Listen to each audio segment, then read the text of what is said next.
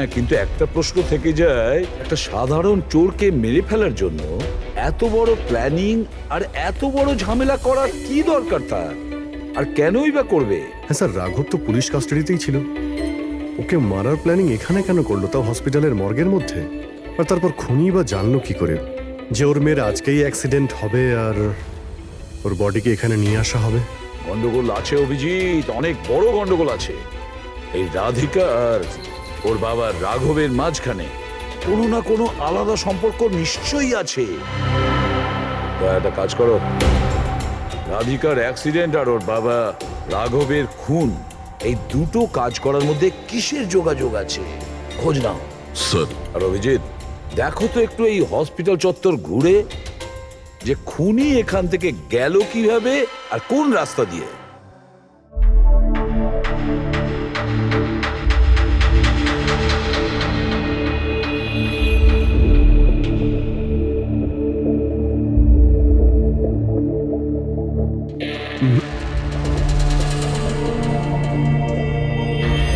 এই জানালা দিয়ে যে খুনি বাইরে বেরিয়ে এসেছে তা তো মনে হচ্ছে না। হ্যাঁ স্যার, কেননা এখানে মাটিটা তো ভেজা রয়েছে।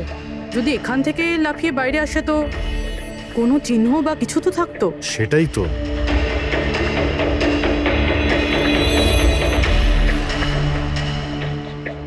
ওখানে মর্গের রুমের বাইরে সিমেন্ট ভিজে, ওখানে কোনো চিহ্ন নেই। এখানে একটাই রাস্তা আছে যেটা দিয়ে বাইরে আসা যায়। এখান থেকেও আসেনি মানে গেল কোথা দিয়ে? কিন্তু স্যার, একটা জল জ্যান্ত মানুষ এইভাবে হাওয়াতে উড়ে তো যেতে পারে না। কারেক্ট। জলজান্ত মানুষ না হতে পারে পুরবী, কিন্তু মৃত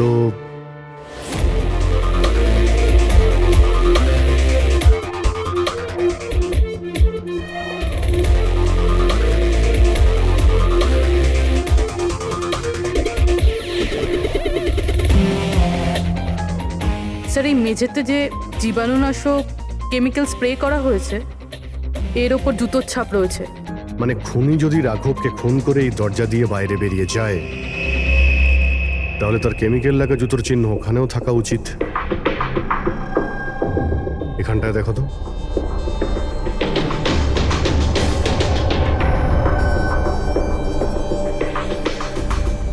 স্যার, এখানে জুতোর ছাপ তো আছে, কিন্তু আমাদের জুতোর ছাপ রয়েছে। এই যে প্লাস্টিক কভার্স আমরা পরে আছি, এগুলো ছাড়া আর কোনো চিহ্ন নেই।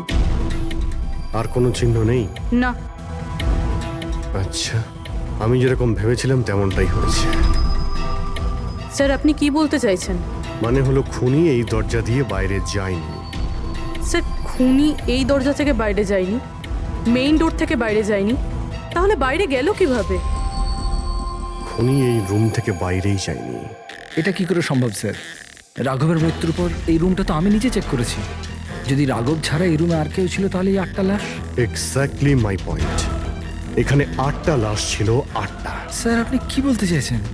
রাঘবের খুন কোনো লাশ করেছে? হতে পারে। এই 8টা লাশের মধ্যে এখানে শুধু 5টা রয়েছে। 3টে লাশ তাদের পরিবারের লোকেরা নিয়ে গেছে। হ্যাঁ স্যার। যে লাশগুলো এখান থেকে গেছে তার ডিটেলস আমার এখনই চাই, এখনই। স্যার, আমার মনে হচ্ছে এই খুনির রহস্য এই 3টে লাশের মধ্যে লুকিয়ে আছে।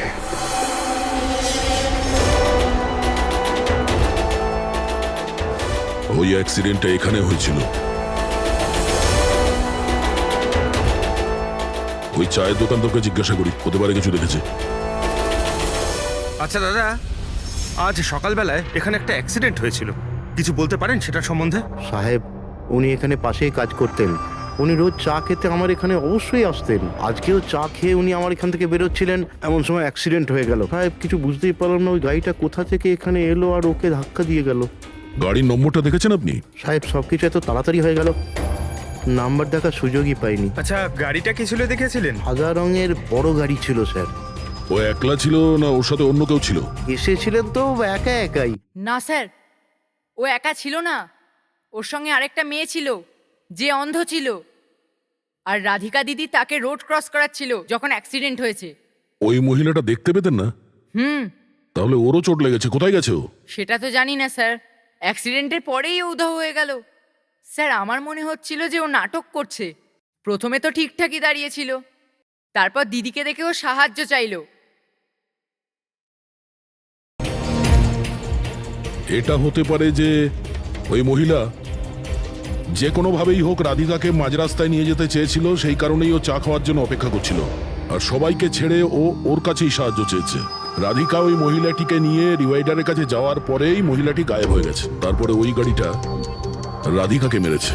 তার মানে এটা কোনো অ্যাক্সিডেন্ট নয়, খুন। এখন তো এরকমই কিছু মনে হচ্ছে। কিন্তু স্যার, কেউ রাধিকাকে কেন খুন করবে? সেটাই তো জানতে হবে। রাঘব আর রাধিকার এই দুজনের মৃত্যুর কারণ কিছু বুঝতে পারছি না। রাঘব, এক মিনিট, এই রাঘব জেলে ছিল, আর ওখানে ওকে কেউ মারতে পারতো না। আর রাধিকাকে মেরে রাঘবকে সেখানে পাঠিয়েছিল যেখানে ওকে মারার ব্যবস্থা করেছিল, মর্গ। এক্স্যাক্টলি। কিন্তু স্যার, রাঘব তো একটা সামান্য চোর ছিল, ওকে মারার জন্য এত বড় প্ল্যানিং? ফ্রেডি নিশ্চয়ই এই মামুলি চোরের কাছে এমন কিছু ছিল যেটা মামুলি নয়। আচ্ছা, কালকে এখানে ডিউটিতে গেছিল? আমি ছিলাম স্যার, আর আমার সাথে এই 2 কনস্টেবল। আমরা রাঘবের পুরো ডিটেলস চাই। আচ্ছা, এটা বলুন যে ওকে কোন অপরাধের জন্য গ্রেপ্তার করা হয়েছিল? আমরা ওকে গ্রেপ্তার করিনি, কাল রাতেও নিজেই এখানে এসেছিল। নিজে এখানে এসেছিল? আমি স্যারের সঙ্গে টাকার কথা বলছি, তুই আমাকে ইনফরমেশনটা বল। বল। না, আমি এখন বড়বাবুকেই বলবো। এটা বল, স্যার কোথায়? তুই আমাকে বল না। না, আমি স্যারকেই বলবো। কুশল, কিসের তর্ক বিতর্ক চলছে এখানে? নমস্কার স্যার। রাঘব, তুই এখানে কি করছিস? স্যার, রাঘব বলছে ও অনেক বড় ইনফরমেশন নিয়ে এসছে। আচ্ছা, ঠিক আছে, ওর কাছ থেকে ইনফরমেশন নিয়ে নাও। কিন্তু স্যার, ও টাকা চাইছে।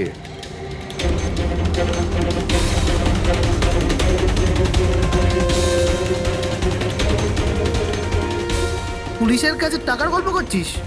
টাকা চাই? খবরটা কিছু এরকম। ঠিক আছে, টাকা দিয়ে নিয়ে নাও ইনফরমেশন। কিন্তু স্যার, ও অনেক টাকা চাইছে। পরিমাণটা শুনলে আপনিও চমকে যাবেন।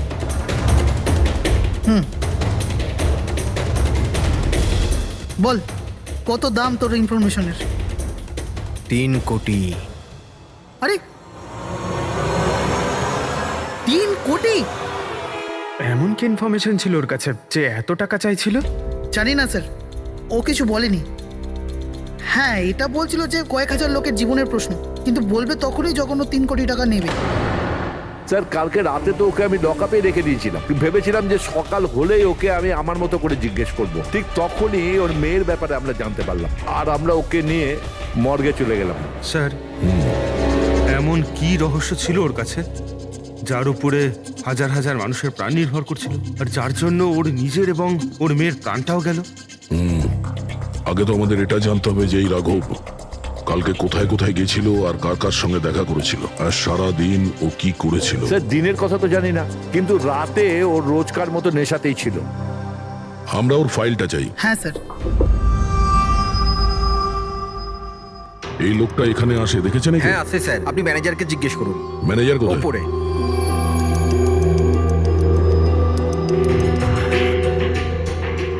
ম্যানেজার? ওই দেখুন ম্যানেজার।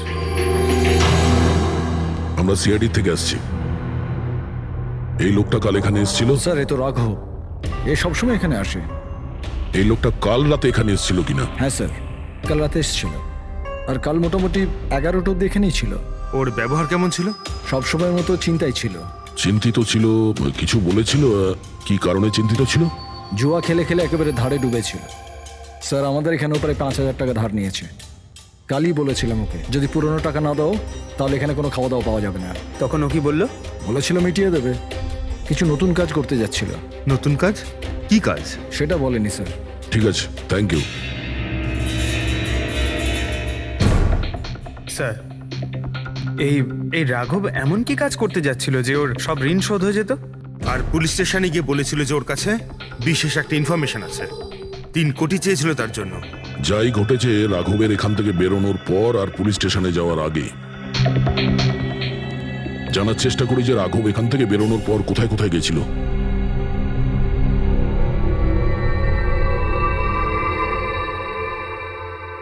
আচ্ছা, কালকে এই লোকটাকে আশেপাশে কোথাও দেখেছিলে? হ্যাঁ স্যার, যখন এখান থেকে বেরোচ্ছিলাম তখন আমি দেখেছি ওনাকে। তারপর কোথায় গেলেন আমি কিছু জানি না। আচ্ছা, এখান থেকে ও হেঁটে গেছিল না? হ্যাঁ স্যার, শুধু হেঁটেই গিয়েছিল, পুরো নেশা করেছিল। ওইদিকে কোথায় গেল স্যার? নেশা অবস্থায় হেঁটে গেছে তো বেশি দূর যায়নি। চলো দেখি। Thank you. ঠিক আছে স্যার।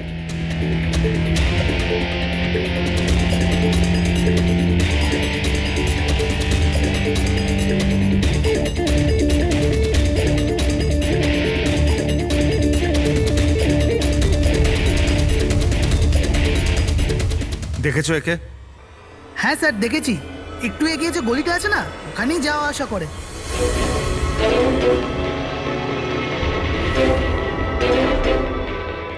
এক মিনিট, এই লোকটাকে দেখেছো? এ তো শিবার আত্মীয়। কাল রাতে জোরে জোরে দরজা ধাক্কা দিচ্ছিল আর শিবা শিবা করে চেঁচাচ্ছিল, পুরো পাড়াকে জাগিয়ে দিল স্যার। এই শিবা থাকে কোথায়? স্যার 3-4টে বাড়ি পর বাঁদিকে সবুজ রঙের একটা দেওয়াল আছে, ওটাই ওর বাড়ি।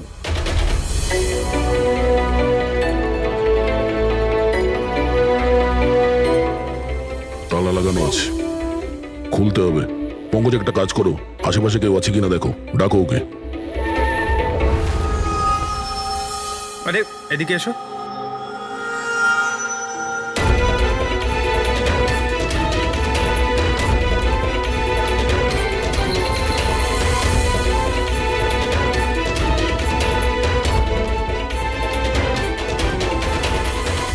মনে হচ্ছে ঘর খালি করে ও পালিয়ে গেছে এখান থেকে।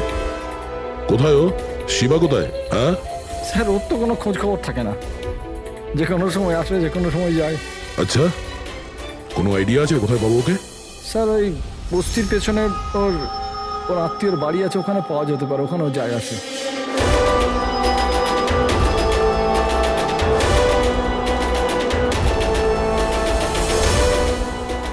এই বাড়িটা।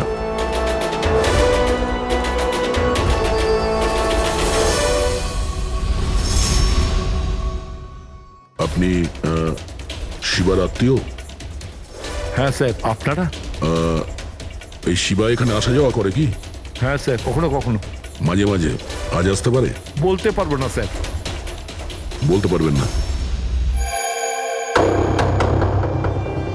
Thank you very much. এই করোনার লাশ তো অরিজিনাল ছিল। এখন বাকি দুজন, টনি আর সুনীল। এবার এদের মধ্যেই কোনো একজন আছে যে ডাবল মার্ডারের রহস্য ভেদ করতে পারে। এই টনির ডেথ সার্টিফিকেট দিয়েছে ডক্টর বিক্রান্ত। এই বিক্রান্তের কাছে তুমি যাও, দেখো টনির ব্যাপারে উনি কি বলেন। আর আমি সুনীল।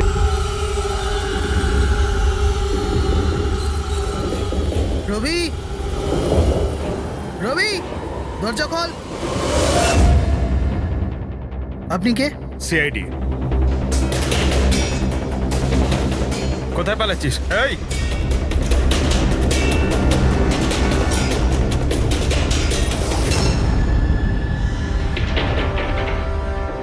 চল। স্যার আপনারা আমার পেছনে কেন পড়ে আছেন? আমি কিছু করিনি, আমাকে মারবেন না। দেখুন আমি। চুপ। এখন এটা বল, ওই রাত্রে রাঘব যখন তোর বাড়িতে এসেছিল তখন কি হয়েছিল? স্যার আমি রাঘবকে নিয়ে গেছিলাম মালাডের কমল সোসাইটিতে। ও চুরি করতে গেছিল, তাই ও একটা বাড়িতে ঢুকে পড়লো, কিন্তু আমি জানতাম না ও কোন বাড়িতে গেছিল।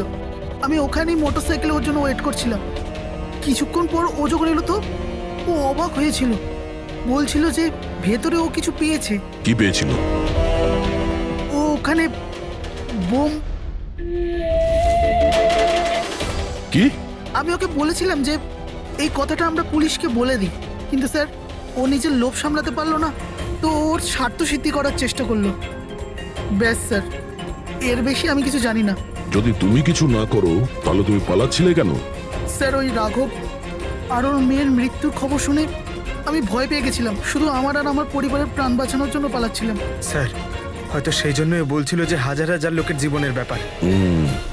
আর যদি সত্যি রাঘব ওখানে বোম পেয়ে থাকে তাহলে এটা তো খুব সাংঘাতিক ব্যাপার। অন্য কেউ ওই বোমটা পাওয়ার আগে আমাদের খুঁজতে হবে ওই বোমটাকে। কোথায় ছেড়েছিলে তুমি রাঘবকে বলো আমাদের। চলো। Come in. ডক্টর বিক্রান্ত। হ্যাঁ বলুন। আমি সিআইডি থেকে এসেছি। সিআইডি বসুন। না ঠিক আছে, এই এই টনির ডেথ সার্টিফিকেট আপনি ইস্যু করেছিলেন? হ্যাঁ, আমি ইস্যু করেছিলাম। আচ্ছা, তাহলে কি টনি সত্যিই মারা গিয়েছিল? এটা কি ধরনের প্রশ্ন করছেন আপনি? অফকোর্স মারা গেছিল, না হলে আমি ডেথ সার্টিফিকেট ইস্যু করতাম কি করে? দেখুন ডক্টর, আমি সেরকম কিছু বলতে চাইনি। এরকমও তো হতে পারে আপনার কোনো ভুল হয়েছিল, ও বেঁচে ছিল আর তারপর। আমার 20 বছরের জীবনে আমাকে আজ পর্যন্ত এরকম অভিযোগ কেউ করেনি। আচ্ছা ডক্টর, আপনি কি টনিকে আগে থেকে চিনতেন? আগে না, ওনার স্ত্রী ওনাকে ক্লিনিকে নিয়ে এসেছিলেন। হার্ট অ্যাটাক হওয়ার জন্য উনি মারা গিয়েছিলেন। হ্যাঁ ম্যাডাম, এটা সত্যি যে আমাদের দিক থেকে কোনো ভুল হয়নি। আমি কোনো হাতুড়ে ডাক্তার নই ম্যাডাম। 20 বছরের অভিজ্ঞতা আছে আমার। ইংল্যান্ড মেডিকেল কলেজ থেকে ডিগ্রি আছে আমার। আপনি বুঝতে পারছেন? England medical college. আর আপনি আমার যোগ্যতায় সন্দেহ করছেন? আমি কি জীবিত আর মৃতর মধ্যে পার্থক্য বুঝি না? I am so sorry doctor, আমি সেরকম কিছু বলতে চাইনি।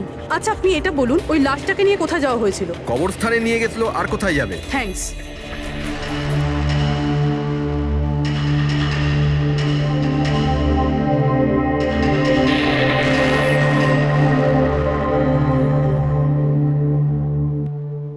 হ্যাঁ পুরবি, কি জানতে পারলে?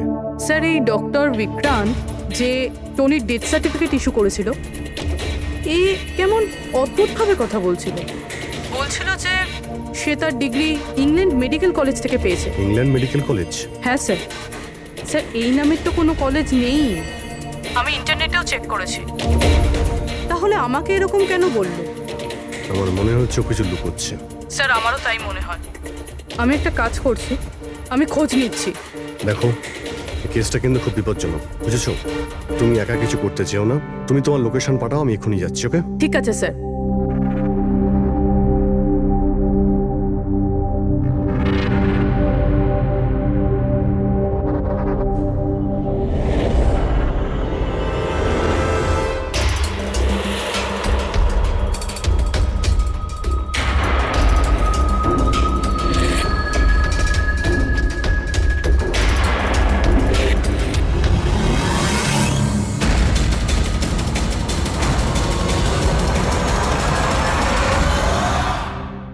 শিবা বলল যে ও রাঘবকে এখানেই ছেড়েছিল। এখানেই আশেপাশে কোথাও জিজ্ঞাসা করিনি? আপনাদের যা যা সাজেশন আছে আমাদের বলতে পারেন। মনে হচ্ছে কোনো মিটিং চলছে ভেতরে। একটুখানি সেটা একটু দেখে মেইনটেনেন্সটা নেওয়া বাড়িয়ে যেত। নিলে। এক্সকিউজ মি, আমরা সিআইডি থেকে আসছি। আপনার কাছে কিছু জিজ্ঞাসাবাদ করব। রাঘব নামের আপনাদের মধ্যে কেউ একে দেখেছেন? না স্যার। কাল রাত আপনাদের মধ্যে কারোর বাড়িতে চুরি হয়েছে? কাল আই ডোন্ট থিঙ্ক সো। কিন্তু আপনারা এখানে কি করছেন? দেখুন, আমাদের কাছে পাকা খবর আছে যে এই লোকটা আপনাদের মধ্যে কারোর একজনের বাড়িতে চুরি করেছে। স্যার, যদি আমাদের মধ্যে কারোর বাড়িতে চুরি হয়ে থাকে তাহলে আমরা জানতাম না নাকি? জানতে পারতেন, কিন্তু আপনারা যদি আমাদের মিথ্যে কথা বলেন তাহলে আমরা জানবো কি করে? আমাদের আপনাদের সবাইয়ের ঘরের তল্লাশি নিতে হবে। নিতিন বাবু, let's cooperate with CID. Sir, আপনারা তল্লাশি নিতে চান, আপনারা করুন তল্লাশি, আমাদের কোনো প্রবলেম নেই। ঠিক আছে, মনে হচ্ছে তল্লাশি করে কোনো লাভ হবে না। বোম এখান থেকে সরিয়ে দেওয়া হয়েছে। এতক্ষণে বম্ব হয়তো টার্গেটে পৌঁছেও গেছে। তাহলেও এদের মধ্যে কেউ না কেউ মিথ্যে কথা বলছে। একটা কাজ করো, এদের সবার ডিটেলস বার করো। বোম না হোক, বারুদ কিংবা অন্য কোনো প্রমাণ নিশ্চয়ই পাবো। আমাদের কাছে সময় খুব কম, তাড়াতাড়ি করো।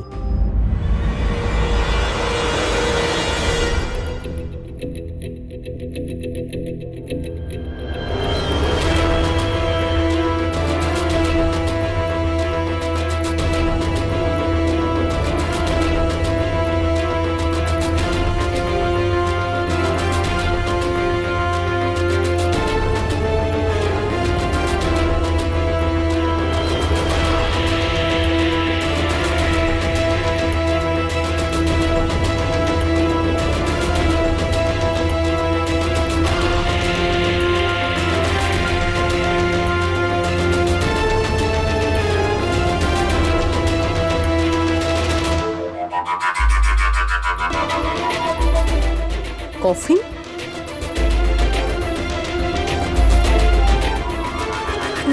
টনির লাশ এখানে?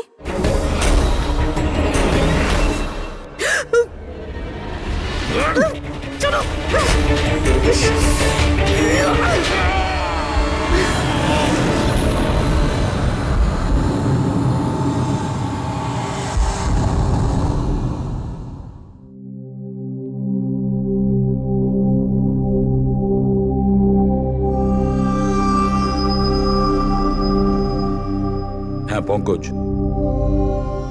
স্যার বমের ব্যাপারে কিছু জানতেই পারছি না স্যার। যে কটা লোককে আমরা সন্দেহ করছি না, প্রত্যেকটা লোকের ঠিকুজি খুঁজে বের করো খুব ভালো করে। হ্যাঁ দা, এই ব্যাপারে কিছু খুঁজে পেলে? স্যার ও কেস ফাইল থেকে তো পাচ্ছি না, তবে পুলিশ ডেটা থেকে পাচ্ছি স্যার। আচ্ছা, কাল রাত্রে কেউ পুলিশ ডেটাবেসে এন্ট্রি করেছে স্যার। এই দেখুন, রাত 3:30-র সময় সিস্টেমের ফায়ারওয়াল 15 মিনিটের জন্য বন্ধ ছিল। মানে স্যার, কেউ এই সিস্টেমটাকে অ্যাক্সেস করার চেষ্টা করেছে আর কিছু ফাইল খুলেছে। কোন ফাইলগুলো? রাঘবের ফিঙ্গারপ্রিন্ট স্যার। রাঘবের ফিঙ্গারপ্রিন্টস? রাঘবের ফিঙ্গারপ্রিন্টস? কিন্তু কেন? এটার তো একটাই মানে দাঁড়ায় দয়া, সে যেই হোক সে রাঘবকে চিনতো না, এই জন্য ও রাঘবের ফিঙ্গারপ্রিন্ট পেয়েছিল ওই বোম রাখা ঘরে। সেই ফিঙ্গারপ্রিন্ট পুলিশের ডাটাবেসকে হ্যাক করে ওর ফিঙ্গারপ্রিন্টের সঙ্গে ম্যাচ করে দেখা হয়েছে। রাঘবের ব্যাপারে ওরা পুরোটাই জানতে পেরেছে, রাঘব দেখতে কেমন, কি কাজ করে, আর সেখান থেকে ওরা জানতে পারে যে রাঘব জেলে বন্দী হয়ে আছে। ওদের যে করেই হোক রাঘবকে জেল থেকে বের করতে হতো। এই জন্য রাঘবের নিরীহ সন্তান রাধিকাকে ওর অ্যাক্সিডেন্ট করিয়ে দিয়েছে। ও জানতো যে পুলিশের লোকেরা রাঘবকে নিয়ে রাধিকার কাছে আসবে তার মেয়েকে দেখানোর জন্য। নিজের সন্তানকে দেখতে রাঘব নিশ্চয়ই আসবে, আর তারপরে সুযোগ পেতেই রাঘবকে মেরে ফেলেছে। এরা খুব সাংঘাতিক লোক দয়া, ওরা এতটাই বিপজ্জনক পুলিশের ডাটাবেস পর্যন্ত হ্যাক করতে পারে। বাস স্যার, একবার এটা জানতে পারি যে মর্গে রাঘবের খুন কে করেছে, তাহলেই। হ্যাঁ অভিজিৎ, বলো। দয়া, পুরবীর একটা খুব বড় বিপদ হয়েছে, ওকে ফোনে পাচ্ছি না, ওকে খুঁজতে হবে। কি? ঠিক আছে, আমরা ওর মোবাইল ট্র্যাক করে পৌঁছচ্ছি। ওকে ওকে, ইয়া। কি হলো? পুরবী প্রবলেমে আছে স্যার।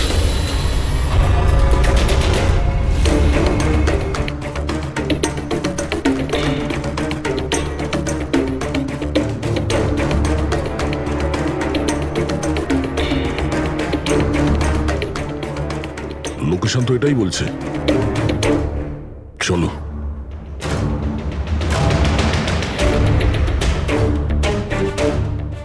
স্যার, দরজা তো খোলা। চলো।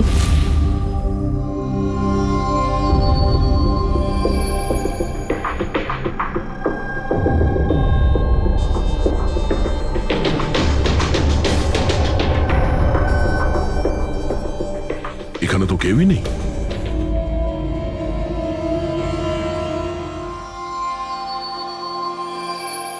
মনে হচ্ছে কেউ আসছে।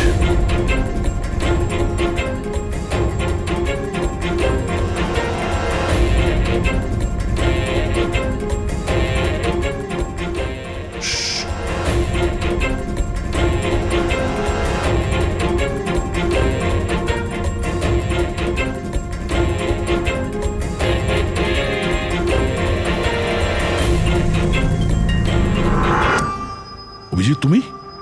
আমি পুরবীর মোবাইল ট্র্যাক করে এখানে এসেছি। পুরবী কোথায়? পুরবী তো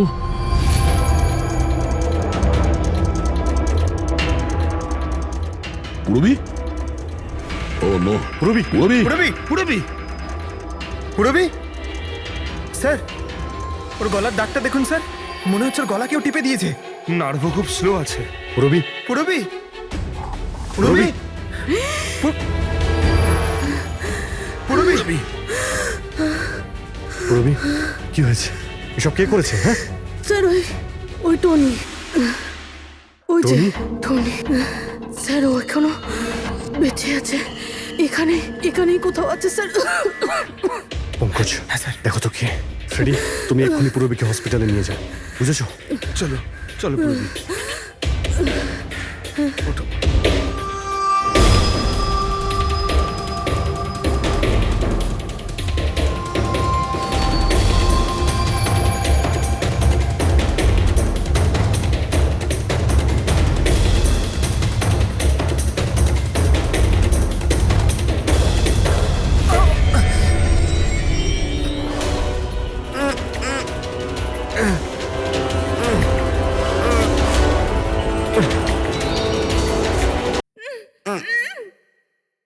আমার স্বামী ভয় পাবেন না, আমরা সিআইডি থেকে। সাবধানে।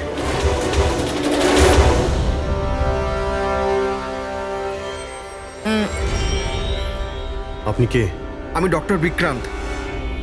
ওরা জোর জবরদস্তি করে আমার থেকে সার্টিফিকেট বানিয়েছিল। আমার বউ ওদের কাছে বন্দি ছিল, ওর প্রাণের ঝুঁকি ছিল। এই, এসব কি হচ্ছে কি? হ্যাঁ, এতক্ষণ তো লাশটা মিথ্যে ছিল।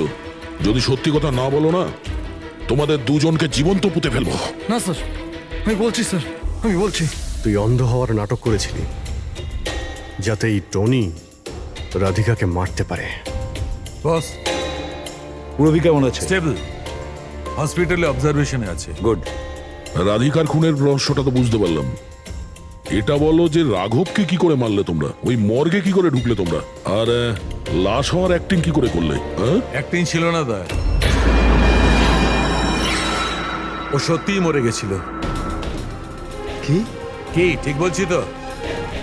প্রথমে তুমি মরে গেছিলে, তারপর বেঁচে উঠে তুমি রাঘবকে খুন করে দিলে, রাইট? আরে সালুকে কি বলছো সব?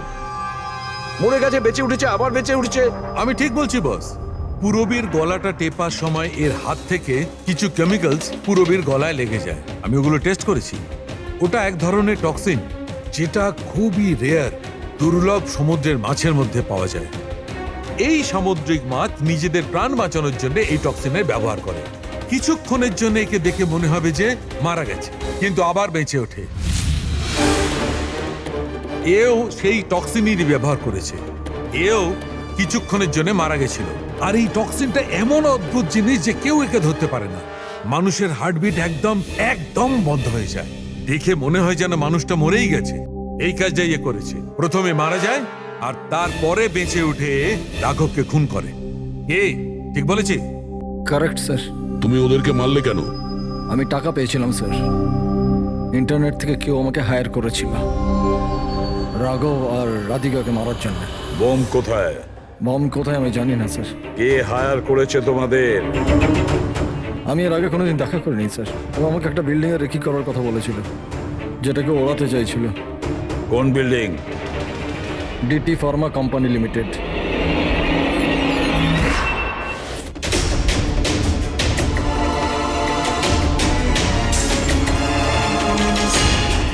এদিকে শোনো ভাই, এদের মধ্যে কেউ কি এখানে আজকে এসেছে?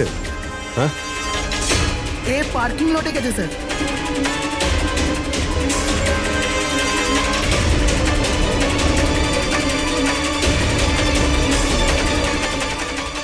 স্যার, এই পার্কিং লটটা তো অনেক বড়, বম খুঁজতে তো কয়েক ঘন্টা লেগে যাবে। আর যদি এখানে ব্লাস্ট হয় স্যার, তাহলে অনেক লোক মারা যাবে। কিন্তু এই বোমটা কোথায়? তাড়াতাড়ি খুঁজতে হবে বোমটা। একটা কাজ করো পঙ্কজ, হেড্রিক, তোমরা ওই দিকটা যাও, আমরা এই দিকটা দেখছি। খুব ভালো করে দেখো।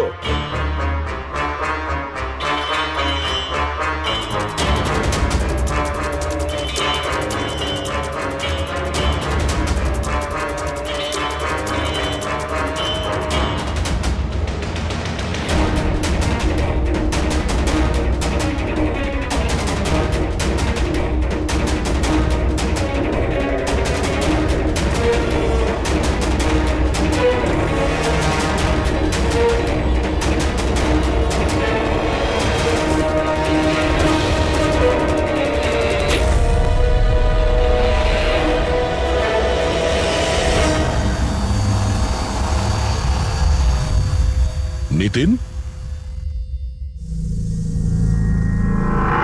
সিআইডি এগোবে না কেউ বলে দিলাম। টিকা টিপে দেবো আমি, ছাড়বো না আমি কাউকে।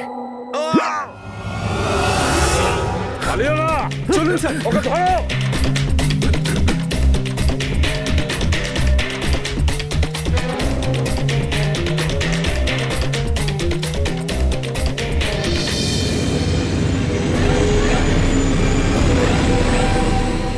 শেষ।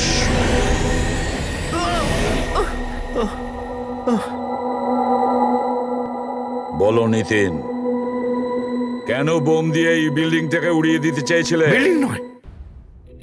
বিল্ডিং নয় কোম্পানি, এটা স্বপ্ন আমার, পরিশ্রম আমার। এটাকে আমি জমি থেকে আকাশ পর্যন্ত তুলেছি, রক্ত ঘাম এক হয়ে গেছে এটা করতে আমার। আর এরা সব কৃতজ্ঞতা স্বীকার তো দূরে থাক, আমাকে বের করে দিয়েছে। ওই বোর্ড অফ ডিরেক্টর, আমি বানিয়েছি ওকে, আমি। আর উনি উনি আমাকেই বের করে দিয়েছেন। কি অবস্থা করেছে আমার! প্রতিশোধ তো নিতেই হতো। কিছু লোকের প্রতি প্রতিশোধ নেওয়ার জন্য তুমি এই পুরো বিল্ডিংটাকে উড়িয়ে দিতে চাইছিলে? হ্যাঁ, এই বিল্ডিং এ যে সমস্ত নিরীহ লোকেরা আছে তারা কি ক্ষতি করেছিল তোমার? রাঘব আর তার মেয়েরও প্রাণ নিয়েছো তুমি, আর তারপরেও এই বিল্ডিংটাকে প্ল্যান করে শেষ করতে চাইছিলে। কঠোর থেকে কঠোরতম শাস্তি হবে। এটা কি জানো? DNA report sir. তাহলে এটাও জানো যে এর রিপোর্টে কি লেখা আছে। আর তারপরেও তুমি চাইছো যে আমি মেনে নেব যে তুমি কোনো দোষ করনি, তুমি দোষী নও। স্যার, স্যার আপনি আমাদের শিখিয়েছেন সত্যের থেকে বড় এই পৃথিবীটার কিচ্ছু নেই স্যার। এই কেসটার সত্যিটাও তাই স্যার। আমি কাউকে খুন করিনি স্যার, সত্যি বলছি স্যার। তুমি যদি খুন না করে থাকো তাহলে তোমার রক্ত ওই অস্ত্রতে লাগলো কি করে পঙ্কজ? আমি জানি না স্যার। Damn it! জানো না মানেটা কি? হ্যাঁ, এই যে তোমার হাতে চোট লেগেছে, ওই যে রক্ত চিহ্নটা রয়েছে, সেটাই চিৎকার করে বলছে খুনি তুমি পঙ্কজ, তুমি। আমি আপনাকে বলেছিলাম স্যার, আমি অটো করে যখন বিউরো আসছিলাম তখন কেটে গেছিল স্যার।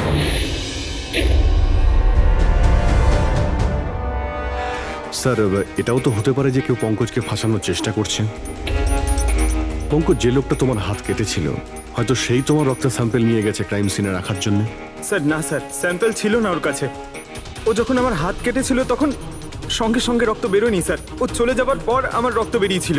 ওর কাছে আমার স্যাম্পল থাকতেই পারে না স্যার। যদি তোমার রক্ত কেউ না নিয়ে থাকে তাহলে তোমার রক্ত ক্রাইম সিনে শুধু একটা কারণেই যেতে পারে পঙ্কজ, আর সেটা তখনই যখন তুমি ওখানে খুন করতে গিয়েছিলে। স্যার, এ তো অদ্ভুত ব্যাপার। স্যার, পঙ্কজ যদি মিথ্যে বলতো, আমাদের বিভ্রান্ত করতে চাইতো, তাহলে তো বলতেই পারতো যে ওর স্যাম্পল কেউ নিয়ে চলে গেছে, কিন্তু ও আমাদের সত্যি বললো। তাহলে ওর সত্যির কি কোনো দাম নেই স্যার? হ্যাঁ অভিজিৎ, সত্যির অনেক দাম আছে, কিন্তু আপাতত এই কেসের একটাই সত্যি। এই খুনের একজনই সাসপেক্ট, আর সে হলো পঙ্কজ।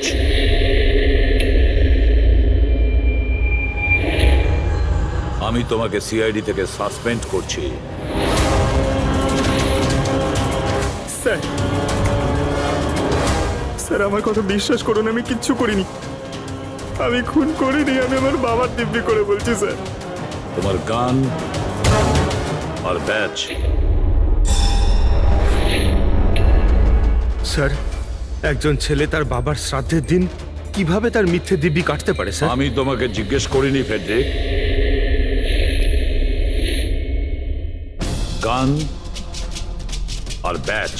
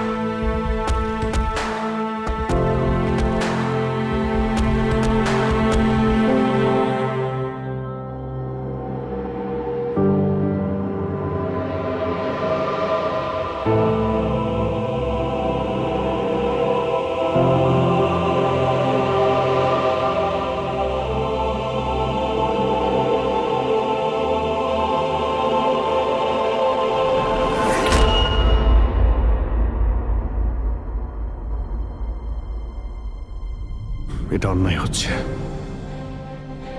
এটা খুবই অন্যায় হচ্ছে। নো অফেন্স স্যার, কিন্তু আপনি আপনি সবসময় আমাদের উপর এইভাবে সন্দেহ করতে পারেন না স্যার। এটা তুমি কি বলছো অভিজিৎ? কি ভুল বললাম আমি? যখনই কোনো সিআইডি অফিসারকে মিথ্যে ব্লেম দেওয়া হয়েছে, আপনি আমাদের উপর কখনোই ভরসা করেন না। এটা তুমি কি বলছো অভিজিৎ? আমি তোমার কাছে এটা আশা করিনি। স্যার, আমাদেরও আপনার কাছে কিছু আশা থাকে স্যার। আপনার একটা ইশারায় আমরা যে কোনো মুহূর্তে জীবন দিতে প্রস্তুত থাকি। তাহলে এটুকু আশাও কি অন্যায় যে আপনি খারাপ সময় আমাদের পাশে থাকবেন, আমাদের আপনি সহযোগিতা করবেন? তোমাদের আমি সহযোগিতা করি না? সত্যিটা জানার চেষ্টা করিনি? সত্যিটা জানার চেষ্টা করে অনেকবার আপনি আমাদের আত্মসম্মানে আঘাত করেছেন স্যার।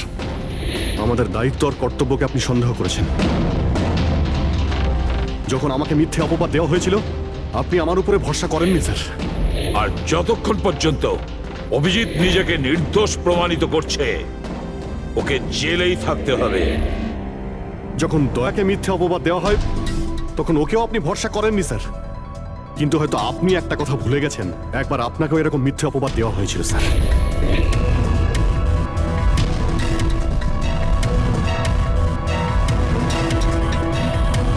সেই মুহূর্তে আমাদের মধ্যে কেউ আপনাকে সন্দেহ করেনি।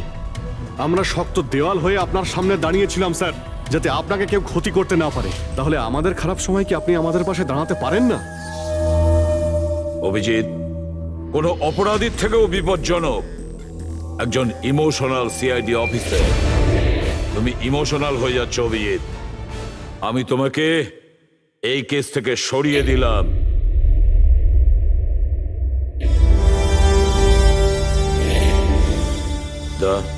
পুরবী, আজ থেকে পঙ্কজের কেস তোমরা দুজন ইনভেস্টিগেট করবে। শুধু শুধু তোমরা দুজনে। ঠিক আছে স্যার। এখন আমার উপরে আপনার এতটুকুও ভরসা নেই যে কেসটাকে আমি নিউট্রাল ভাবে দেখতে পারবো কিনা। এত বছর ডিউটির পর এরকম মেডেল তো ভাগ্যবানেরাই পায়। Thank you sir.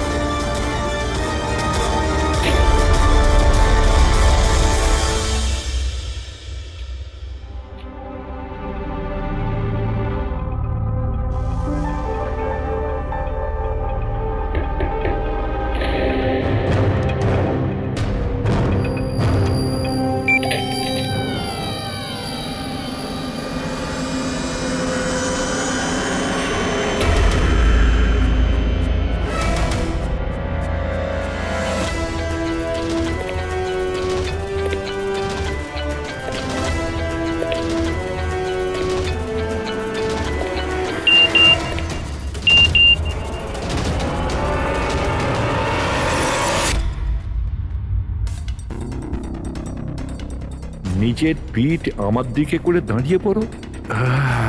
চলো এটাও করে দেখে নি।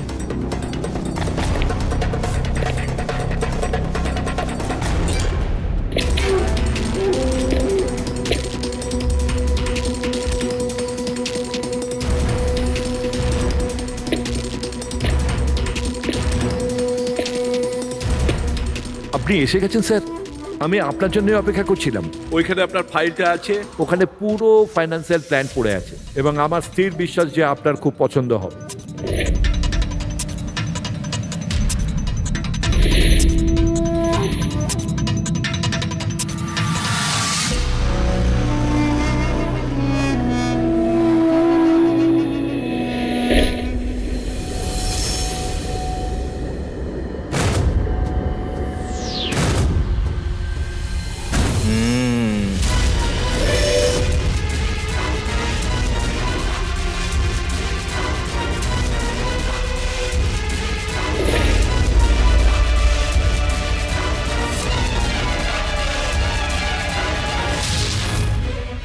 আরে এ তো নকল।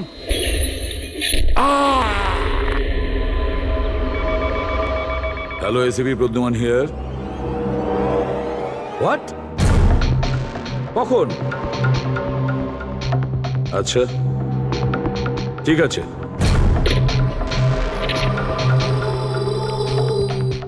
দয়া, অভিজিৎ, বিক্রম বিজয় খুন হয়েছে। বিক্রম বিজয় মানে ওই কেলেঙ্কারি কেসের? হ্যাঁ হ্যাঁ, ওই বিক্রম বিজয় আজও আইনকে ফাঁকি দিয়ে পালাচ্ছিল, আর আজইও খুন হয়েছে ওরই বাড়িতে। একদিন না একদিন তো এটা হওয়ারই কথা ছিল স্যার, এত শত্রুও পুষেছে ঘরের মধ্যে। Sir I am really sorry sir, একটু লেট হয়ে গেলাম। কি ব্যাপার পঙ্কজ, কোথায় ছিলে তুমি? স্যার আসলে বাবা শ্রাদ্ধ ছিল আজ, তাই মন্দিরে গেছিলাম পুজো দিতে। ঠিক আছে, আর এটা হাতে কি হয়েছে? আরে স্যার আসতে গিয়ে লেগে গেল, তেমন কিছু না, খুব বেশি লাগেনি স্যার। ঠিক আছে, তৈরি হয়ে নাও, একটা মার্ডার কেস এসেছে। আর শোনো,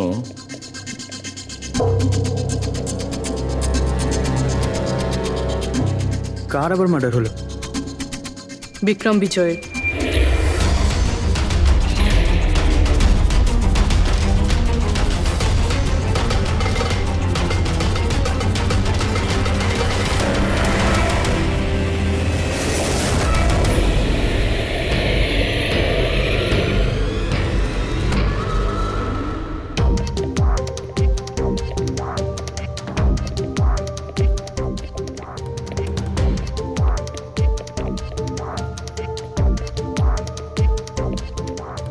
সিআইডি? হ্যাঁ স্যার আমি গোপাল, বিক্রম স্যারের ম্যানেজার। এই তিনজন কারা? এ মোহিত, বিশাল আর ও হলো রাঘব, এরা স্যারের সিকিউরিটি গার্ডস। ও, আর ইনি? ইনি বিক্রম স্যারের ওয়াইফ মধু ম্যাডাম, আর বাকিরা সব স্টাফ। বডি কোথায়? স্যার বডি ভেতরে আছে। এই ঘাড়ে আঘাত করেছে আর পেট আর বুকেও মেরেছে। খুনি এটা শিওর হতে চেয়েছিল যে কোনোভাবেই যেন এ বেঁচে না যায়।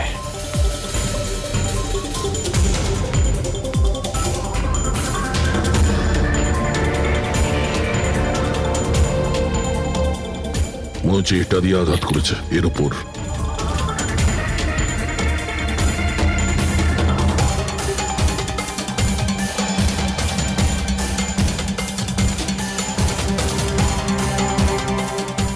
বিক্রমের ফোনে শেষ মেসেজটা কোনো আননোন নাম্বার থেকে এসেছিল। নিজের পিঠ আমার দিকে করে দাঁড়াও। পিঠ আমার দিকে মানে ওই লোকটা কি একে নিজের মুখ দেখাতে চাইনি নাকি?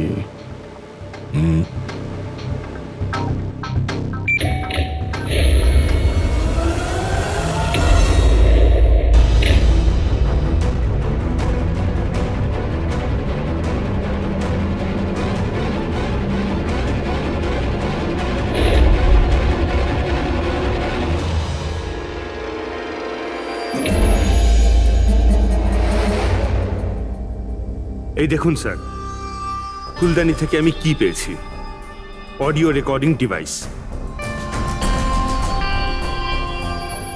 অডিও রেকর্ডিং ডিভাইস মানে এই রুমের মধ্যে যা কথাবার্তা। ও যেভাবে প্রস্তুতি নিচ্ছিল, ওটা দেখে তো মনে হচ্ছিল যেন ওনার কোনো বিশেষ ক্লায়েন্ট হবে, আর উনি বিক্রমের সাথে দেখা করতে চাইছিলেন।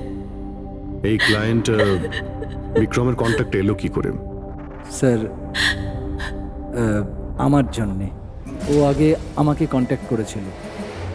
ও বিক্রম স্যারের পুরো ইতিহাস ভালো করে জানতো, আর বিক্রম স্যার ওর এই হোমওয়ার্কে খুব ইমপ্রেসড হয়েছিল, আর উনি আমাকে মিটিং ফিক্স করতে বলেছিলেন। আপনি ওর সঙ্গে আগে দেখা করেছিলেন? না স্যার, ওই ফোন করেছিল, আর সেটাও প্রাইভেট নাম্বার থেকে।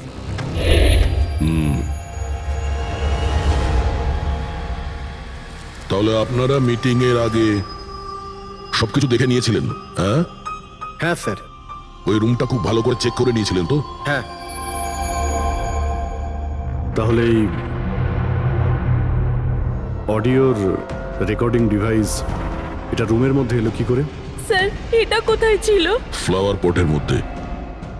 ফ্লাওয়ার পটে? ওটা তো তুই চেক করেছিলিস না মোহিত? আমি চেক করেছিলাম স্যার, কিন্তু আমি এটা ফ্লাওয়ার পটে দেখতে পাইনি। দেখতে পাননি? আগে না। আচ্ছা, কিভাবে তুমি দেখলে না? ব্যুরো চলো, ওখানে সবাই খুব ভালোভাবে দেখতে পায়।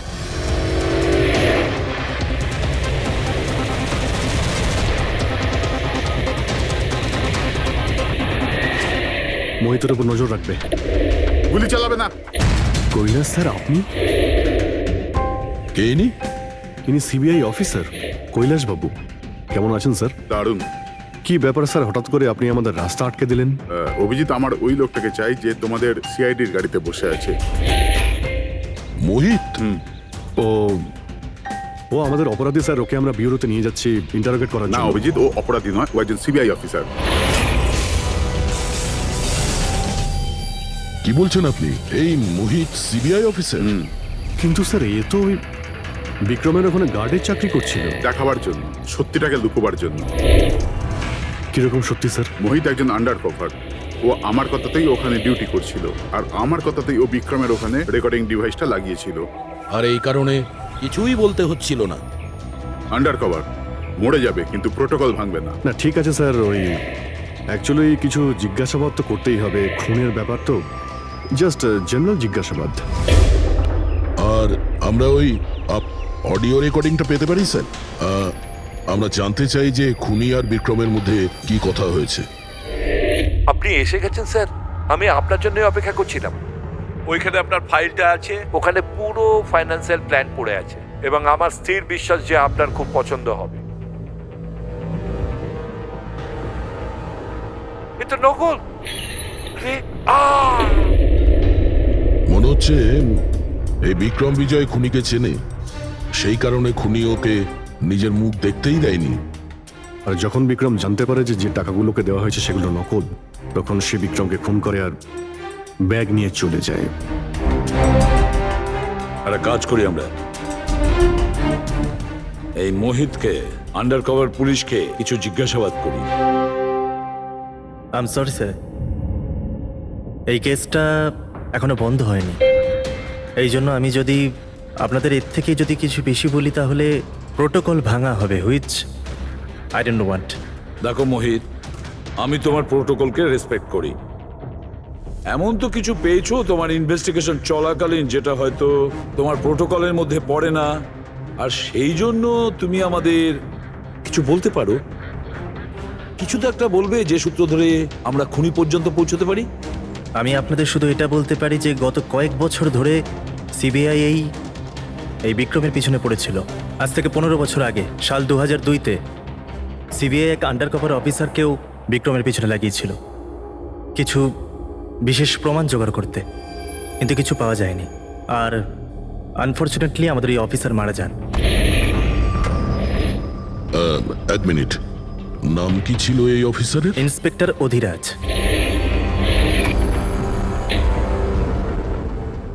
ইন্সপেক্টর অধিরাজ?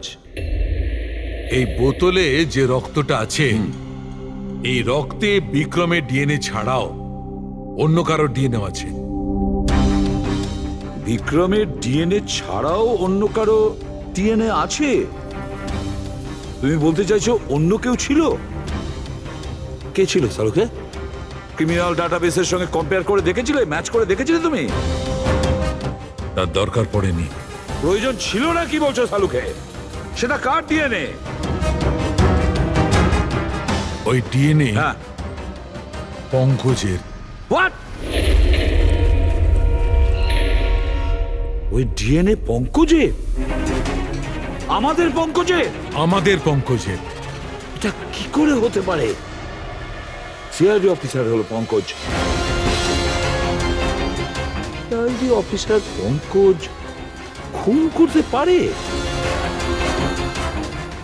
আমাদের একজন অফিসার খুনি? কিন্তু স্যার, পঙ্কজ কেন খুন করতে যাবে? সেটাই তো, সিআইডি অফিসার কেন খুন করতে যাবে? স্যার, বিক্রমের বাড়ির থেকে 1 কিলোমিটার দূরে পুলিশ একটা বেবারিশ মোটরসাইকেল পেয়েছে স্যার। কার মোটরসাইকেল ছিল ওটা? স্যার, ও পঙ্কজের ওটা।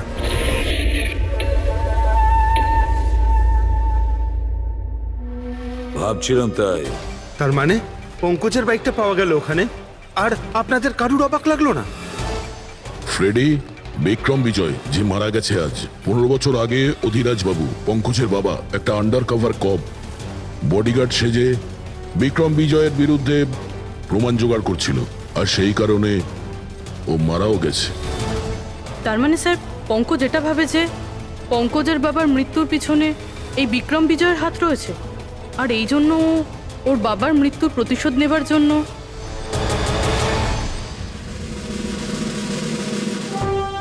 পঙ্কজ এখন কোথায়?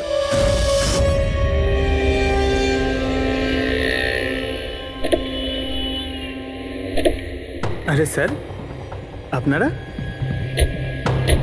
আরে এই প্রশ্নটাই তো আমরা তোমাকে জিজ্ঞেস করছি। তুমি এখানে কি করছো? তুমি তো অসুস্থ ছিলে। আরে স্যার, বাইক চুরি হয়ে গেছিল আমার। এই সামনের থানাতেই রিপোর্ট লেখাতে এসেছিলাম। এই দেখুন। আমরা জানি তোমার বাইকটা কোথায়। আপনারা কি করে জানলেন স্যার? তোমার বাইক বিক্রম বিজয়ের বাড়ির কাছে পেয়েছি। সেই বিক্রম বিজয় যে তোমার বাবার খুনি। যখন বিউরোতে এসিপি স্যার বলল যে বিক্রম বিজয়ের খুন হয়েছে, তখন তুমি জানতে না ওই বিক্রম বিজয়? হ্যাঁ স্যার। আরে তাহলে তুমি বিউরোতে কেন বললে না? তোমার বলা উচিত ছিল যে বিক্রম বিজয়ই তোমার বাবার খুনি। স্যার, বাবা শ্রাদ্ধ ছিল স্যার। মন্দির থেকে ব্যুরো আসছিলাম, ওনার ব্যাপারেই ভাবছিলাম, আর কিছু খেয়াল ছিল না স্যার। একদম কিচ্ছু মাথায় আসছিল না, বুঝতেই পারছিলাম না কি করব। আর এই যে তোমার হাতটা কাটা, এক্স্যাক্টলি কি হয়েছিল? স্যার, এটা তো মন্দির থেকে যখন আমি অটোতে ফিরছিলাম।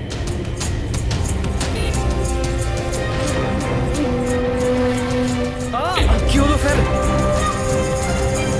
তাহলে একজন অচেনা লোক আঘাত করে চলে গেল? হ্যাঁ, এমনি অকারণে?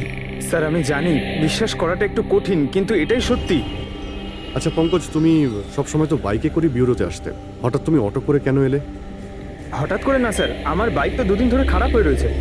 তাহলে তোমার খারাপ হয়ে যাওয়া বাইকটাকেও নিয়ে গেল, সে ওটাকে রিপেয়ার করলো, আর ঠিক হয়ে যাওয়ার পর ওটাকে একটা ফাঁকা জায়গায় ফেলে দিয়ে এলো, তাও কাকতালীয় ভাবে এমন একজনের বাড়িতে ফেলে দিয়ে এলো যার আজই খুন হয়েছে, আর যে তোমার বাবার খুনিও। স্যার, আপনারা আমাকে সন্দেহ করছেন? আপনাদের মনে হচ্ছে ওই বিক্রম বিজয়কে আমি মেরেছি?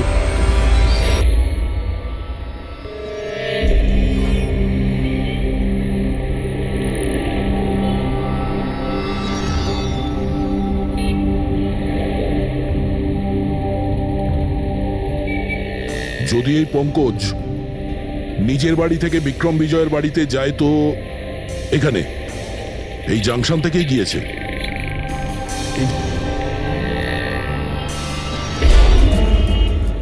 স্যার, সিগন্যালে সিসিটিভি ক্যামেরা রয়েছে। এই সিসিটিভি ক্যামেরার ফুটেজ থেকেই আমরা জানতে পারবো যে পঙ্কজ ওই বাইকে করে এখান থেকে গিয়েছিল নাকি ওটা অন্য কেউ ছিল।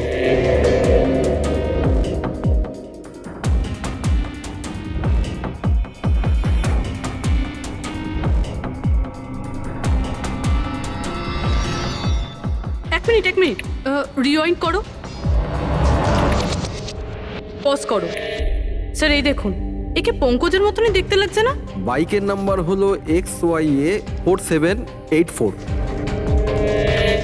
স্যার, পঙ্কজের বাইকের নাম্বারও এটাই? পুরবি, এই পঙ্কজ এতটা তো ভুল করবে না যে একটা অপরাধ করতে যাওয়ার আগে রাস্তায় আর একটা অপরাধ করবে, সিগন্যাল ভাঙা।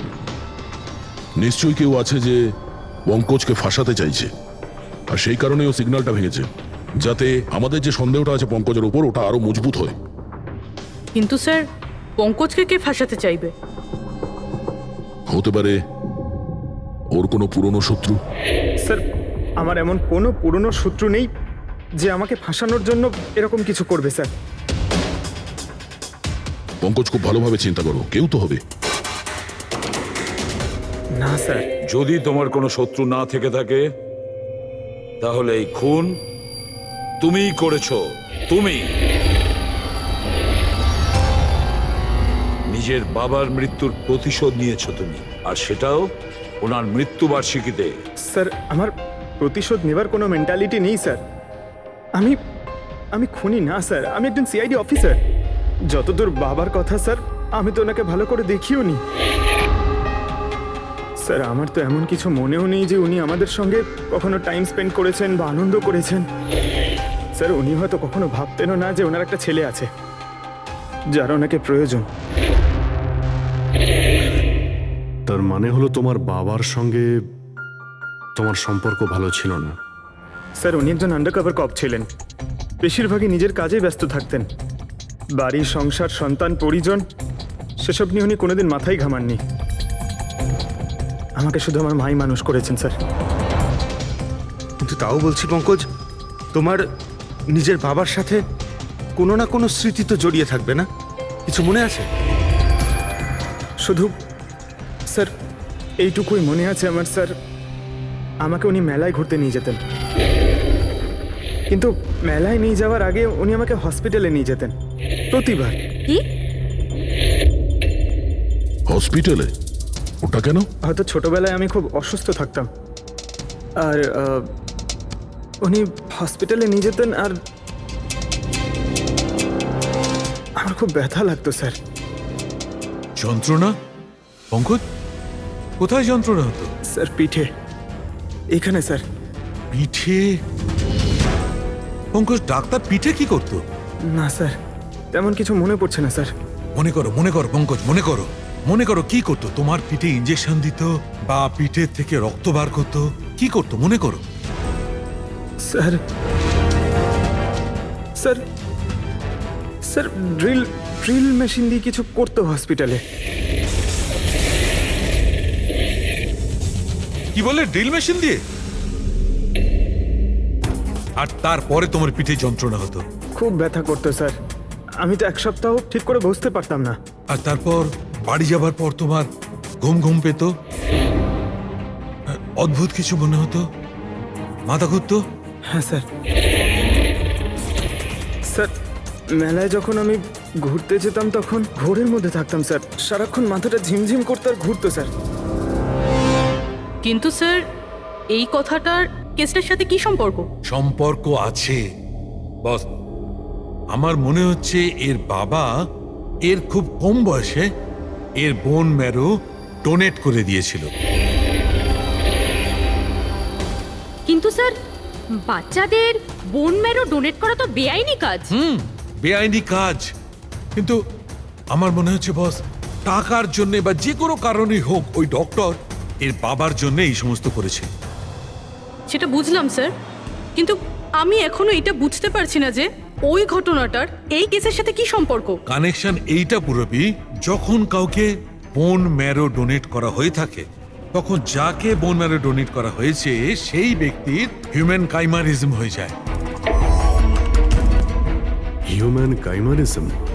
এটা কি ডক্টর সালুখে? মনে করো যে লোকটাকে বোন ম্যারো ডোনেট করা হয়েছে সেই ব্যক্তিটির শরীরে দুটো ডিএনএ তৈরি হয়ে যায়। একটা ডিএনএ সেইটা যেটা ওর নিজের অরিজিনাল, আর দ্বিতীয় ডিএনএটা তার যার বোন ম্যারো তাকে ডোনেট করা হয়েছে তার। তার মানে ডক্টর, পঙ্কজের বোন ম্যারোটা যে পেয়েছে তার রক্তেও এই পঙ্কজের ডিএনএ আছে? এক্স্যাক্টলি দয়া বস, আমার মনে হচ্ছে সেই ব্যক্তিটা একটা বিশেষ লোক যার জন্য পঙ্কজের বাবা এই কাজ করেছিলেন। এমন কোন বিশেষ লোক যে পঙ্কজের বাবা ইন্সপেক্টর অধিরাজের খুব কাছের মানুষ ছিলেন, আর তার মৃত্যুর প্রতিশোধ নিতে গিয়ে ও একটা খুন করে বসে। কিন্তু কে?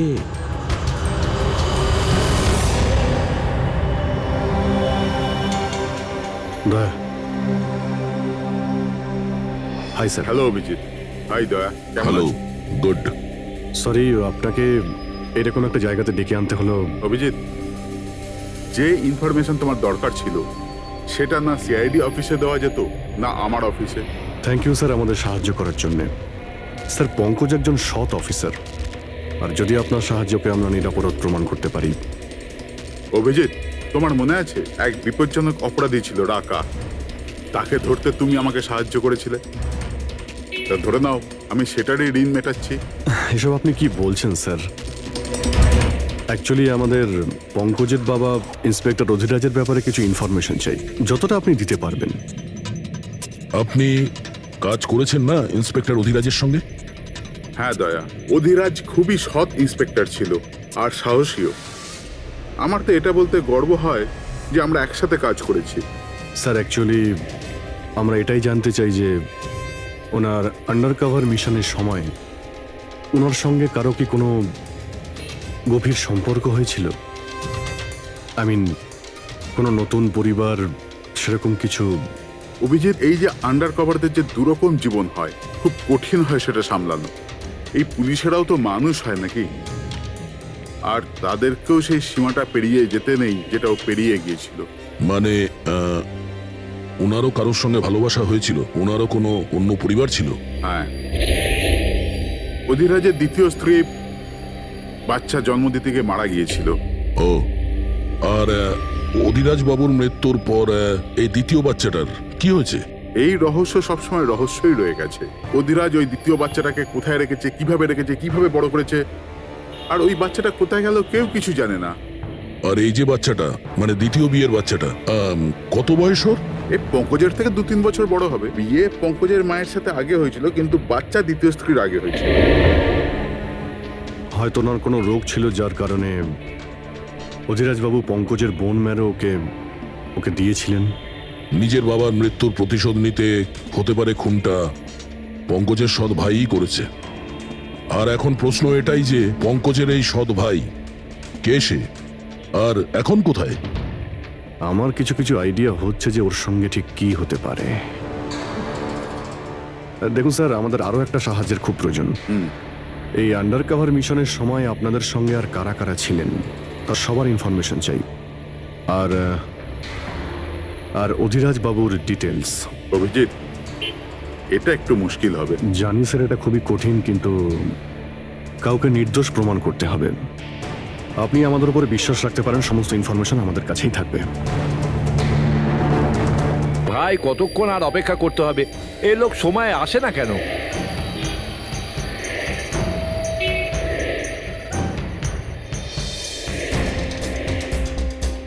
আরে ভাই, আধ ঘন্টা ধরে অপেক্ষা করছি।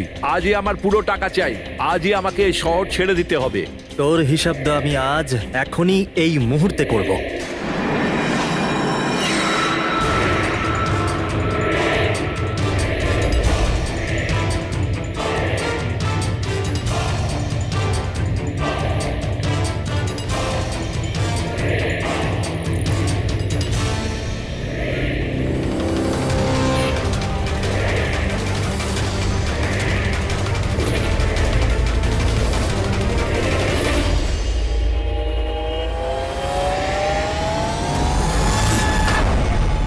তোর অ্যাকাউন্ট সিআইডি বন্ধ করবে।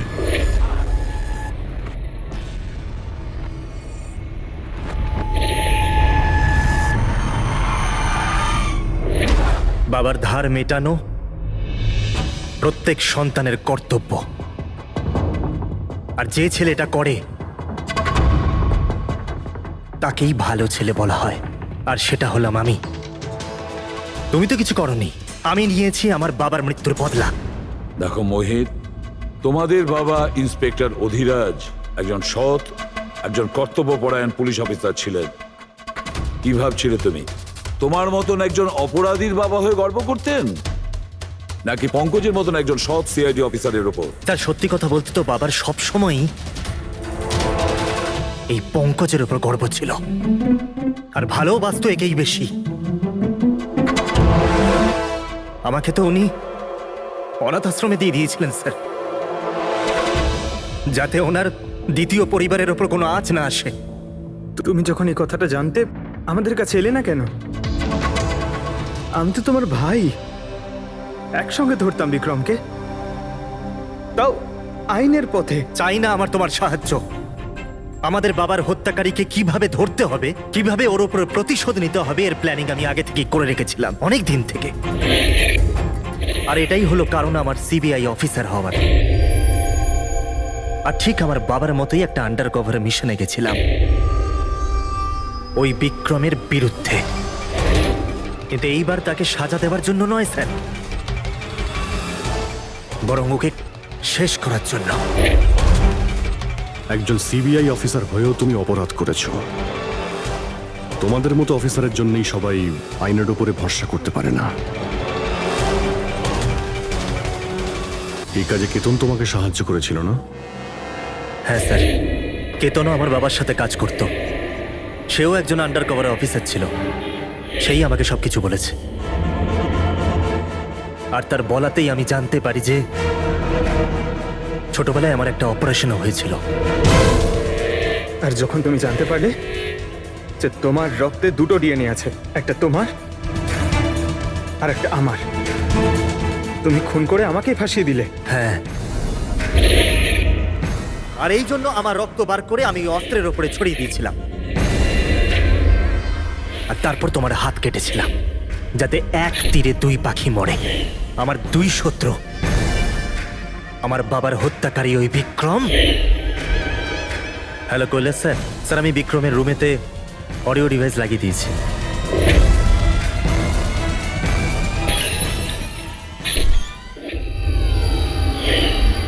আর তুমি আমাকে এত ঘৃণা করার কারণ কি ভাই? কেন করবো না বলো তো? আজ পর্যন্ত সবকিছু তুমি পেয়েছো। আমাদের বাবার নাম, ওনার ভালোবাসা, ওনার সম্মান, সবকিছু। আর দুঃখের বিষয় তো এটা যে এত কিছু পাওয়ার পরেও তোমার এতটুকু হুঁশ ছিল না যে আমাদের বাবার হত্যাকারী কে। স্যার, আজকে যদি আমি না হতাম তাহলে আমাদের বাবার হত্যাকারী আজও বেঁচে থাকতো এবং ঘুরে বেড়াতো।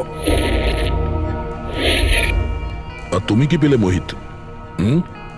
জেল। আর খুন করে তোমার বাবা কি পেল?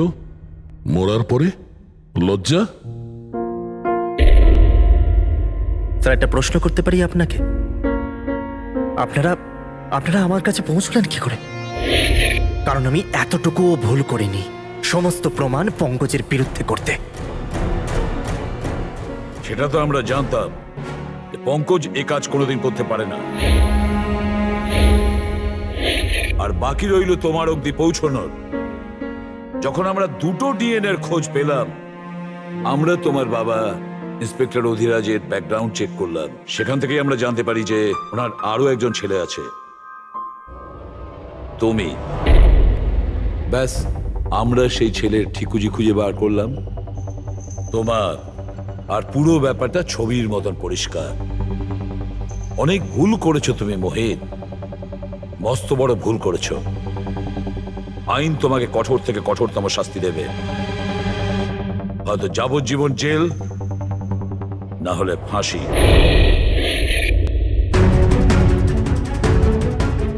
ফ্রেডরিক,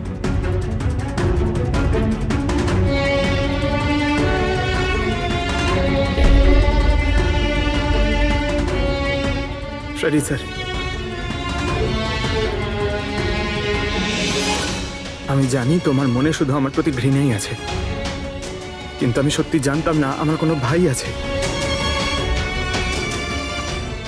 আমি জানি না তোমার সঙ্গে কি হবে, কিন্তু তুমি একটা কথা সবসময় মনে রেখো, আমি তোমার অপেক্ষা করব। I'll wait for you, brother.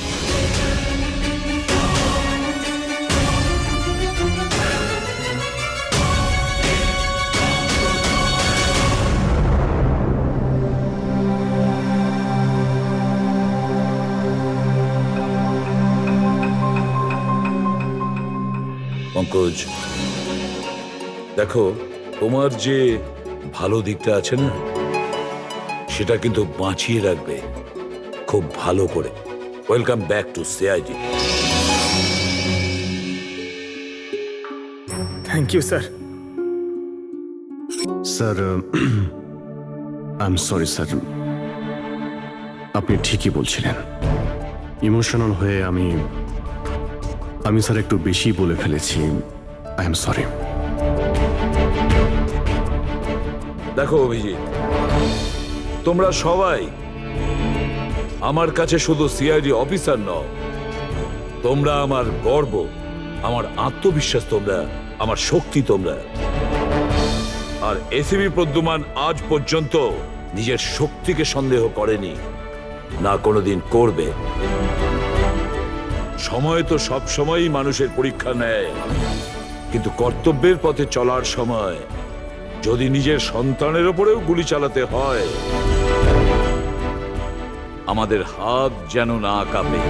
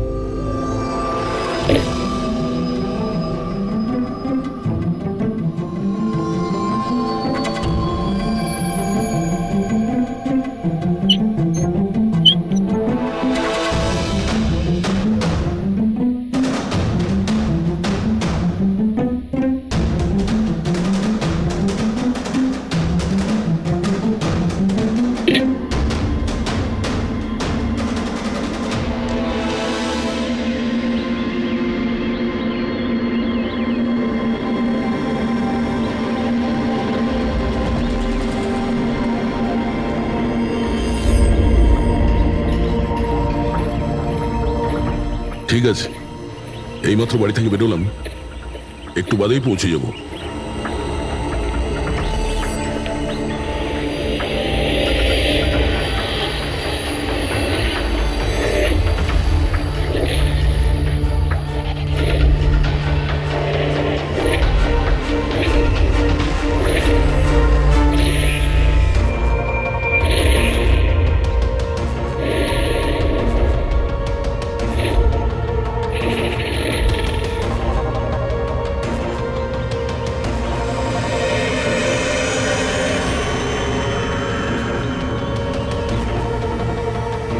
Sanjana প্রকাশকে কেউ মেরেছে?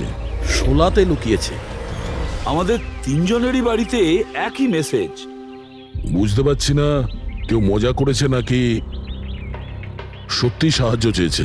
না ভাই, মজা তো মনে হচ্ছে না। মজা করে কেউ এত রিস্ক কেন নিতে যাবেন? স্যার, আমার তো মনে হচ্ছে কেউ আমাদের কাছে কোনো সাহায্য চাইছে। হ্যাঁ, এটা হতে পারে। না হলে সাহস কে করবে আমাদের তিনজনের বাড়িতে ঢুকে এই সমস্ত লেখার, তাও আবার রাতে? স্যার, এই মেসেজ দেখে একটা ঘটনা তো পরিষ্কার, যে কেউ এই সঞ্জনা প্রকাশকে খুন করেছে। কিন্তু এই শোলার কি ঘটনা? শহরে জানি না এই নামে কতজন মহিলা আছেন, জানি না ও কার কথা বলছিল। কে দয়া? এটা কিসের চিহ্ন? এ তো টায়ারের দাগ মনে হচ্ছে। এটা তো আগে ছিল না। বাইকের তো হবে না মনে হচ্ছে। হ্যাঁ, বাইক না হলে সাইকেল হতে পারে। আজকাল সাইকেলের টায়ারও অনেকটা চওড়া হয়। আচ্ছা, এটা নয় তো যে ভেতরে যে মেসেজটা লিখেছে দেওয়ালে তারই এটা? কেউ সাইকেলে করে আমাদের বাড়িতে ঢোকে আর মেসেজ লিখে চলে যায়। খোঁজ নিয়ে দেখো এই সাইকেল চালক কে।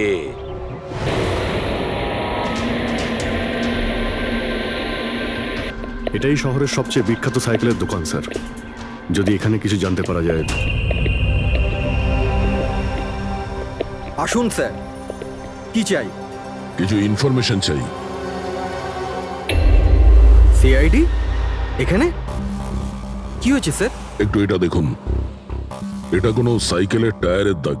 আপনি কি বলতে পারবেন এটা কোন সাইকেল? আসুন স্যার।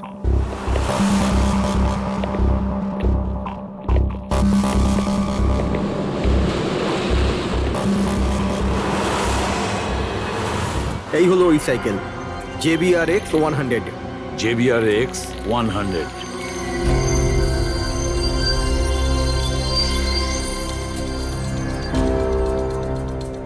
এই দেখুন স্যার, আমি তো প্রথমেই চিনতে পেরেছিলাম। আচ্ছা, কি বলতে পারবেন এরকম সাইকেল কে কিনতে পারে? মানে আমি বলতে চাইছি, কার কাছে থাকতে পারে এই ধরনের সাইকেল? এটা বলা তো খুবই মুশকিল স্যার, কারণ JBR এর এই সাইকেলটা এখন ট্রেন্ডে চলছে। প্রত্যেক সপ্তাহে কমপক্ষে 50টা পিস আমার তো প্রত্যেক দোকানের ব্রাঞ্চ থেকে বিক্রি হয়। আচ্ছা, শহরে অগুন্তি পিসেস আছে, তাদের মধ্যে এই সাইকেলের মালিককে খোঁজা কি করে সম্ভব হবে স্যার? খুবই হাইটেক সাইকেল। 21টা গিয়ার না? হ্যাঁ। শক অবজারভার, লেটেস্ট ডিজাইন। এর দামও নিশ্চয়ই খুব ভালো হবে। দাম 30,000 থেকে শুরু। মানে যেই হোক না সে খুব অবস্থাপন্ন, বড়লোক ঘরেরই হবে। চলো গিয়ে দেখি। Thank you very much.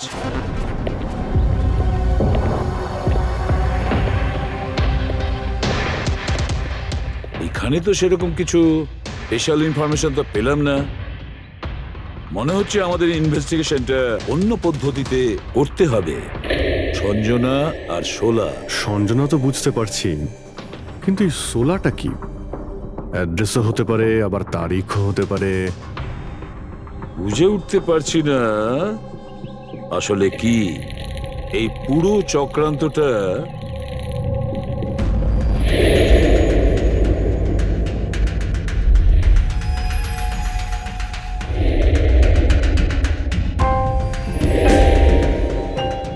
Sir, যেইভাবে এই মেসেজটা লেখা রয়েছে, এই সোলা কোনো তারিখ নয়। এটা 100% কোনো জিনিস বা জায়গা যেখানে যেখানে লাশ লুকোনো যেতে পারে। তো এমন কোনো কিছু পেয়েছো, কোনো জায়গা? হ্যাঁ স্যার। স্যার, একটা অদ্ভুত জিনিস জানতে পেরেছি। অদ্ভুত? হ্যাঁ স্যার। স্যার, একটা গাছ আছে যেটাকে আদিবাসী ভাষায় সোলা বলে। গাছ? মানে তুমি বলতে চাইছো ঝোপ, ট্রি? হ্যাঁ স্যার। তার মানে গাছের ভিতরে লাশ? স্যার, ইন্টারেস্টিং ব্যাপার এটাই যে এই গাছটা দুর্লভ প্রজাতির, কিন্তু মহারাষ্ট্র আর তার আশেপাশের জঙ্গলে এই গাছটা অনেক পরিমাণে দেখা যায়। তাহলে এই গাছ খোঁজার প্রস্তুতি আমাদের নিতে হবে। স্যার। হ্যাঁ বলো। স্যার, সমস্ত ডেটাবেস চেক করে দেখলাম, প্রায় সব মিলিয়ে 53 সঞ্জনা প্রকাশ আছে। তাদের মধ্যে 13 জন গ্রেটার মুম্বাই এলাকাতে, আর বাকি সবাই শহরে। একটা কাজ করতে হবে অভিজিৎ, এই যে কয়জন সঞ্জনা প্রকাশ আছে না, প্রত্যেকের ডিটেলস বের করো। হতে পারে তাদের মধ্যে কোনো একজন সঞ্জনা প্রকাশের মিসিং পার্সনসে রিপোর্ট লিখিয়েছে পুলিশ স্টেশনে। Yes sir. এই গাছটা পাওয়া যায় না? হ্যাঁ, এতগুলো জঙ্গল আছে এটার। স্যার, এই গাছ তো কয়েকশো আছে। আর স্যার, শুধু জঙ্গলে না, লোকেদের ফার্ম হাউসে তো অবশ্যই থাকবে। তার মানে আমাদের সেই গাছটা খুঁজতে হবে যার মধ্যে লাশ আছে। খুঁজবো কি করে স্যার? এ তো শুধু কঠিনই নয়, বরং অসম্ভব।